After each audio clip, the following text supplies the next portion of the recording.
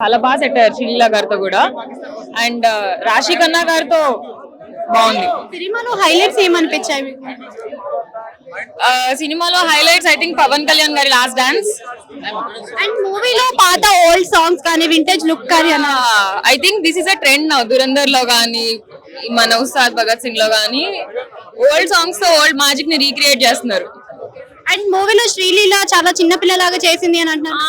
లేదు, సెట్ అయింది, బాగా సెట్ అయింది. అలా ఏం అనిపించలే నాకు. తొలి ప్రేమ లాగే అనిపించింది.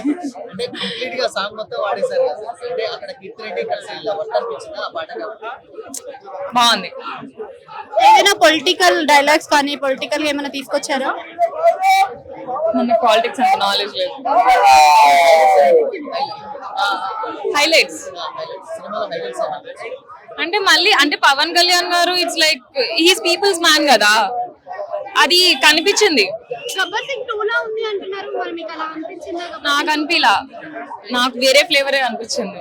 అండ్ దీంట్లో చిన్న చిన్న క్లిప్స్ అన్ని కూడా కొన్ని ఉన్నాయి కదా, పాత మూవీస్ ని తీసుకొచ్చి శ్రీలీల అదే కదా మ్యాజిక్, మ్యాజిక్ దాని వల్లే వస్తుంది.